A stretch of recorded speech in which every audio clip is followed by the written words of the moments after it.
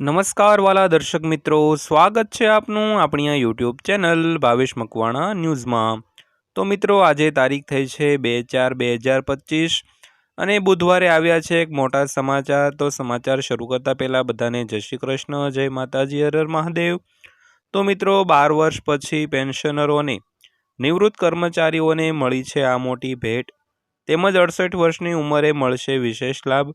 તો વિશેષ લાભ શું મળવાનો છે, શું ભેટ મળી છે, તેની આપણે વિડીયોમાં ચર્ચા કરવાના છીએ, એટલે વિડીયો તમે ખાસ અંત સુધી જોઈ લેજો। અને હજી સુધી આપણી આ ચેનલ સબસ્ક્રાઈબ ન કરી હોય તો ડેઈલી આવી જ માહિતી મેળવવા માટે આપણી આ યુટ્યુબ ચેનલને સબસ્ક્રાઈબ કરી લેજો મિત્રો। તો શરૂ કરીએ આજનો વિડીયો। તો વાત કરીએ તો ડીએ હાઇક, કેન્દ્રીય કર્મચારીઓ માટે મોટા સમાચાર આવ્યા છે। તો 8મા પગાર પંચ પહેલાં જ્યારે મોંઘવારી ભથ્થું 58% થશે ત્યારે પગારમાં મોટો ઉછાળો આવશે, તેમજ કર્મચારીઓ માટે આ એક મોટી અપડેટ છે। તાજેતરમાં કર્મચારીઓ માટે મોંઘવારી ભથ્થામાં સુધારો કરવામાં આવ્યો છે। તો કર્મચારીઓ માટે મોટી અપડેટ વિશે અમે તમને વિગતવાર જણાવીશું। તો કેન્દ્રીય કર્મચારીઓ માટે મોટી અપડેટ આવી છે। 8મા પગાર પંચ પહેલાં 1 કરોડથી વધુ કર્મચારીઓને સારા સમાચાર મળવાના છે। તો કર્મચારીઓના મોંઘવારી ભથ્થામાં ભારે વધારો થવાનો છે। ત્યારબાદ વાત કરીએ તો 8મા પગાર પંચ અંગે મોટી અપડેટ આવી છે। તો જાન્યુઆરીમાં કેન્દ્ર સરકારે 8મા પગાર પંચ અંગે મોટી જાહેરાત કરી હતી। તો કેન્દ્રીય કર્મચારીઓ માટે 8મા પગાર પંચ અંગે ચર્ચાઓ જોર પકડી રહી છે। તો નવા પગાર પંચના અમલ પછી પગાર કેટલો વધશે તે અંગે કર્મચારીઓમાં ચર્ચા ચાલી રહી છે।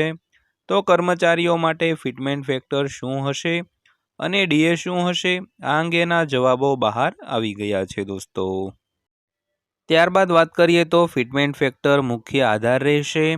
તો 8મા પગાર પંચમાં કર્મચારીઓનો પગારમાં વધારો કરવા માટે ફિટમેન્ટ ફેક્ટર મુખ્ય આધાર રહેશે। તે જ સમયે આનો નિર્ણય ડીએના આધારે લેવામાં આવશે। તો કર્મચારીઓને લાગુ પડતા અગાઉના પગાર પંચની ભલામણોના વિશ્લેષણથી જાણવા મળે છે કે પગારમાં વધારાનો દર અલગ અલગ રહ્યો છે। ત્યારબાદ વાત કરીએ તો દર વખતે પગાર ખૂબ જ વધ્યો છે। તો પગાર પંચની રચના સૌપ્રથમ 1946માં કરવામાં આવી હતી। આ સમયગાળા દરમિયાન પગાર નક્કી કરવામાં આવ્યા હતા। આ પછી બીજા સીપીસી 1959માં પગારમાં 14.20%નો વધારો કરવામાં આવ્યો હતો, જ્યારે ત્રીજા સીપીસી 1973માં પગારમાં 20.60%નો વધારો થયો। આ પછી ચોથા સીપીસી 1986માં પગારમાં 27.60%નો વધારો થયો, જ્યારે પાંચમા સીપીસી 1996માં પગારમાં 31%નો વધારો થયો। ત્યારબાદ છઠ્ઠા સીપીસી 2006માં પગારમાં 54%નો વધારો થયો અને સાતમા સીપીસી 2016માં પગારમાં 14.27%નો વધારો થયો હતો। તો નવા પગાર પંચમાં ફિટમેન્ટ ફેક્ટર શું હશે તેની વાત કરીએ તો કેન્દ્રીય કર્મચારીઓ નક્કી કરવા માટે ફિટમેન્ટ ફેક્ટર સૌથી મહત્વપૂર્ણ છે। તો દર વખતે પગાર ફિટમેન્ટ ફેક્ટરના આધારે નક્કી કરવામાં આવે છે। તો પગાર પંચની ભલામણોમાં આ સૌથી મહત્વપૂર્ણ છે। તો નવા બેઝિક પગારનો નિર્ણય હાલના બેઝિક પગારને ફિટમેન્ટ ફેક્ટરથી ગુણાકાર કરીને લેવામાં આવે છે દોસ્તો। તો આ વખતે ફિટમેન્ટ ફેક્ટર કેટલું રહી શકે છે તેની વાત કરીએ તો 2006માં કેન્દ્રીય કર્મચારીઓ માટે છઠ્ઠા પગાર પંચમાં ફિટમેન્ટ ફેક્ટર 1.86 હતું। તે જ સમયે 2016માં સાતમા પગાર પંચમાં ફિટમેન્ટ ફેક્ટર 2.57 હતું। તેવી જ રીતે આઠમા પગાર પંચમાં ફિટમેન્ટ ફેક્ટર 1.90 હોઈ શકે છે। તો પગાર કેટલો વધી શકે છે તેની વાત કરીએ તો આઠમા પગાર પંચમાં કેટલો પગાર વધી શકે છે, આનું મૂલ્યાંકન કરવા માટે કેટલાક સંભવિત દ્રશ્યો તૈયાર કરવામાં આવ્યા છે। આ મુજબ આઠમા પગાર પંચ સુધી 62%નો ફિટમેન્ટ ફેક્ટર ખૂબ જ આશાવાદી હોઈ શકે છે અને પગારમાં 24%નો વધારો થઈ શકે છે। તે જ સમયે જો મોંઘવારી ભથ્થું ઓછામાં ઓછું 60% સુધી વધે તો પગારમાં 12%નો વધારો થઈ શકે છે। તેવી જ રીતે સામાન્ય અપેક્ષા એવી છે, જો મોંઘવારી ભથ્થું 61% હશે તો પગારમાં 18%નો વધારો થશે। અહીં એ નોંધવું મહત્વપૂર્ણ છે કે જ્યારે નવું પગાર પંચ લાગુ થશે ત્યારે મોંઘવારી ભથ્થું શૂન્ય કરવામાં આવશે અને તેને મૂળ પગારમાં મર્જ કરવામાં આવશે નહીં. તેની ગણતરી ફરીથી 0થી શરૂ થશે મિત્રો. ત્યારબાદ વાત કરીએ તો નવા પગાર પંચમાં 18% વધારો થવાની શક્યતા છે.